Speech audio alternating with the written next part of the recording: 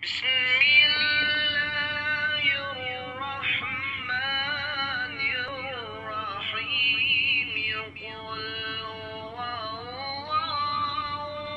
اللہ الرحمن الرحیم اللہم صلی علی محمد وآل محمد وعجل فرجہم۔ ناظرین محترم، ماہ رجب کی پہلی شب جمعہ جسے لیلۃ الرغائب کے نام سے یاد کیا جاتا ہے، یہ رغبتوں والی رات ہے، یہ بڑی عظیم رات ہے اور ہمیں چاہیے کہ اس رات سے بھرپور فائدہ اٹھائیں، کیونکہ رغبتوں کی رات ہے۔ مطلب یہ ہے کہ پروردگار کی طرف انسان رغبت کرے تاکہ اس کی رحمت کو حاصل کر سکے۔ یہ ماہ رجب کی پہلی شب جمعہ ہے اور اس رات سے بہترین استفادہ کرنے کا جو طریقہ ہے وہ یہ ہے کہ آپ یوم جمعرات کا روزہ رکھیں۔ جب آپ جمعرات کا روزہ رکھیں گے تو آنے والی جو شب ہوگی وہ ویسے بھی شب جمعہ ہے اور ماہ رجب کی پہلی شب جمعہ ہے اور رغبتوں والی رات ہے۔ اس رات میں ایک نماز وارد ہوئی ہے رسول اسلام صلی اللہ علیہ وآلہ وسلم سے، اور جس میں نیت کے اعتبار سے فقہا نے ایک نقطہ بیان کیا ہے۔ مثلا آغا سید علی حسینی سستانی، ایت اللہ آغا شیخ بشیر نجفی اور دیگر جو بزرگان ہیں بعض فقہا، انہوں نے کہا ہے کہ اس نماز کو رجائے مطلوبیت کی بنا پر جو ہے وہ پڑھا جائے۔ اب اس نماز کا طریقہ کار کیا ہے اور اس نماز کے پڑھنے کے فوائد کیا ہے؟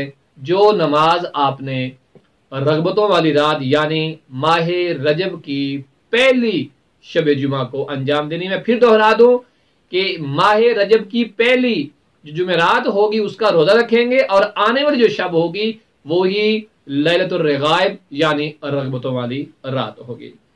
یہ جو نماز رسول اسلام صلی اللہ علیہ وآلہ وسلم سے وارد ہوئی ہے اور جسے بعض فقہا کے اعتبار سے جو ہے وہ رجائے مطلوبیت کی بنا پہ ہم نے انجام دینا ہے، وہ نماز اگر انسان پڑھتا ہے، طریقہ میں بعد میں بیان کرتا ہوں، پہلے میں اس کی اہمیت بیان کر لوں کہ یہ اگر انسان یہ نماز انجام دے گا تو اسے فائدہ کیا ہوگا۔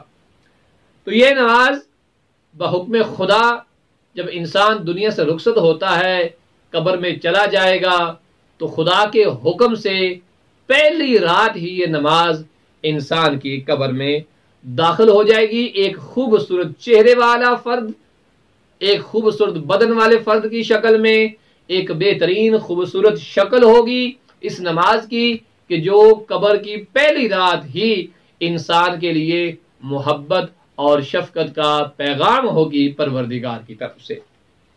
اور جب یہ انسان سے گفتگو کرے گی، اتنی خوبصورت اور میٹھی گفتگو کرے گی یہ انسان سے، اس مرنے والے سے کہ جس کی ابھی موت کی تلخی جو ہے وہ ختم نہیں ہوئی ہوگی، جو روشنیوں کے شہروں میں آباد تھا اور آج تاریکیوں میں آ ڈوبا ہے، اس کی پہلی ہی رات میں یہ بہترین خوبصورت چہرے کے ساتھ اور خوش کلامی کے ساتھ اس سے گفتگو کرے گی، اور ایسی گفتگو کرے گی، اتنی خوبصورت گفتگو کرے گی کہ مرنے والا کہے گا کہ اتنا شیریں بیان تو آج تک میں نے سنا ہی نہیں ہے۔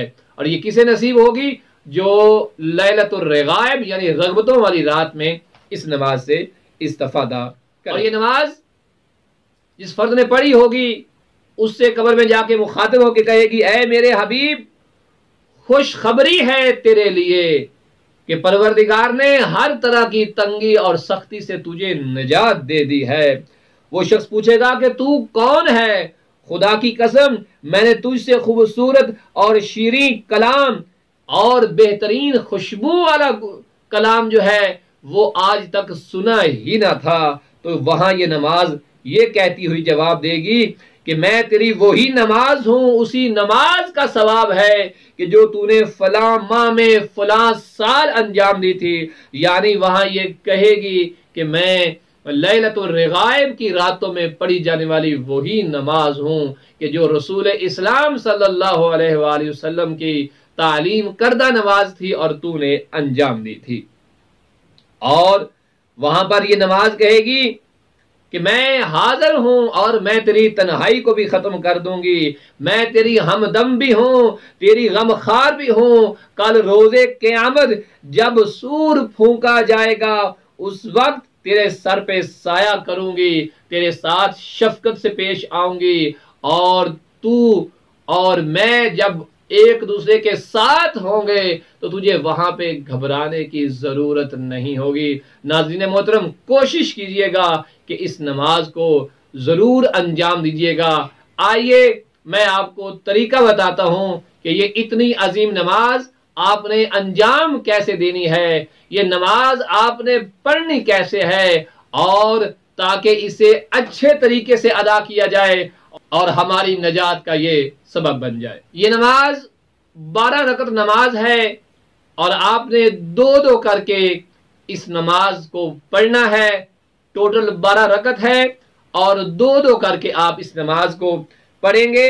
اور یہ بات یاد رہے کہ یہ نماز شب جمعہ، جو اول شب جمعہ ہوگی، اس کو پڑھنی ہے، اور مغرب اور عشاء کی نماز کے درمیان میں پڑھنی ہے، اور دو کر کے آپ نے یہ پڑھنی ہے۔ ہر رکعت میں سورہ حمد کے بعد 3 مرتبہ انا انزلنا اور 12 مرتبہ قل هو اللہ کی تلاوت کرنی ہے پہلی رکعت میں۔ دوسری میں بھی بے عین ہی یہی طریقہ رائج رہے گا، اور دو کر کے آپ 12 رکعت نماز پڑھیں گے۔ جب نماز تمام ہو جائے تو 70 مرتبہ آپ کہیں گے اللہم صلی علی محمد النبی الامی وعلی آلہ۔ یہ نماز کے فوراً بعد آپ نے 70 دفعہ کہنا ہے۔ پھر سجدے میں چلے جانا ہے، اور سجدے میں سر رکھ کے آپ نے کہنا ہے سبوح قدوس رب الملائکۃ والروح۔ یہ بھی آپ 70 دفعہ کہیں گے۔ پھر سجدے سے جب آپ نے سر اٹھا لیا ہے تو پھر آپ 70 دفعہ یہ تسبیح پڑھیں گے رب اغفر ورحم وتجاوز عما تعلم انک انت العلی العظم۔ اسے بھی 70 دفعہ پڑھنا ہے۔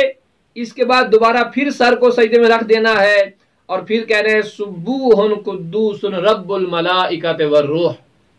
یہ وہ آسان سا طریقہ ہے، کوئی مشکل طریقہ نہیں ہے۔ اسے آپ مفاتیح الجنان پہ دیکھ کر بھی انجام دے سکتے ہیں، کوئی اور اعمال کی کتاب ہے تب بھی انجام دے سکتے ہیں، موبائل سے نکال کر بھی آپ اس کو پڑھ سکتے ہیں۔ ضروری نہیں ہے کہ آپ اس کو زبانی ہی پڑھیں۔ اگر کسی فرد کو پڑھنا نہیں آ رہا تو اس کے پاس اگر کوئی پڑھا لکھا شخص موجود ہو تو اس کی رہنمائی بھی یہ حاصل کر سکتا ہے۔ لیکن میں التماس کروں گا کہ آنے والی شب جمعہ جو ماہ رجب کی پہلی شب جمعہ ہے اس میں اس کو ضرور انجام دیجیے گا، اور مغرب اور عشاء کے درمیان اس کو انجام دیجیے گا، اور نیت رجائے مطلوبیت کی کیجیے گا، اور دو کر کے 12 رکعت یہ نماز انجام دیجیے گا۔ اپنی خاص دعا میں یاد فرمائیے گا۔ تفصیلی اعمال کے لیے آپ مفاتیح الجنان یا تحفۃ العوام کی طرف جو ہے وہ رجوع کر سکتے ہیں۔ وصلی اللہ علی محمد وآل محمد۔